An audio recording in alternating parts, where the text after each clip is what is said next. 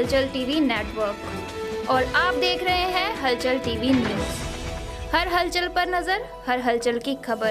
नमस्कार दर्शक मित्रों, हलचल टीवी न्यूज़ में आपનું હાર્દિક સ્વાગત છે।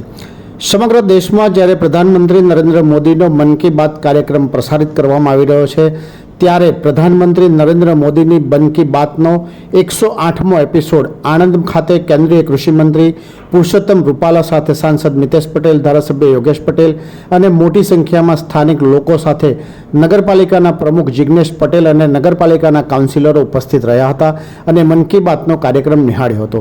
પ્રધાનમંત્રી દ્વારા ફિટ ઇન્ડિયા અને ગુજરાતના ખ્યાતનામ ડાયરા કલાકાર જગદીશભાઈ ત્રિવેદીની વાત કરી હતી। સાથે સાથે તામિલ સંગમ જેવા દેશના અનેક મુદ્દા સાથે નવ વર્ષની શુભકામનાઓ દેશવાસીઓને પાઠવી હતી।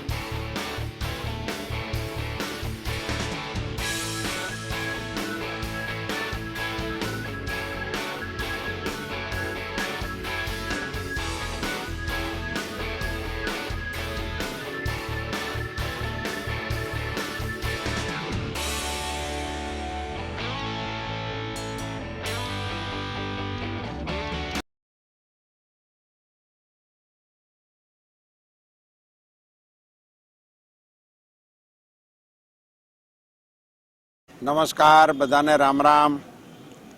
આજે મન કી બાતનો જે કાર્યક્રમ હતો એ અહીં આણંદ ખાતે અંબાજી ચોકમાં સાર્વજનિક રૂપમાં આણંદના કાર્યકર્તાઓએ ગોઠવ્યો હતો। એમાં ભાગ લેવાનો મને અવસર મળ્યો।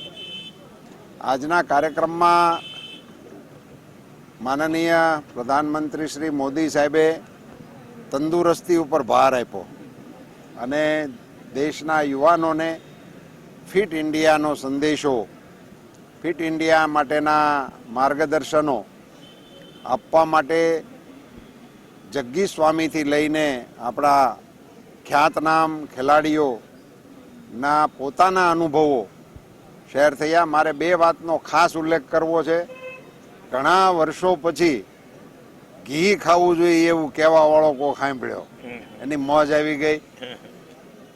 આપણા જગદીશભાઈ અંગે આજે જે પ્રધાનમંત્રી શ્રીએ વાત કરી એ ખરેખર ગુજરાતી તરીકે આપણને સૌને ગૌરવ અપાવે એવી વાત કરી। પ્રધાનમંત્રી શ્રીએ એક કલાકાર પોતાની ત્યાગ ભાવનાનો કેવો સબળ પ્રયોગ સામાજિક સેવાઓ માટે કરી રહ્યા છે। આ મન કી બાતમાં પ્રધાનમંત્રી શ્રી મુખેથી જગદીશભાઈના જીવન કવન વિશે સાંભળવા મળ્યું, એ માટે હું જગદીશભાઈને ધન્યવાદ અને અભિનંદન પાઠવું છું। આપ સૌનો ખૂબ ખૂબ આભાર। ये है हलचल टीवी नेटवर्क और आप देख रहे हैं हलचल टीवी न्यूज़। हर हलचल पर नजर, हर हलचल की खबर।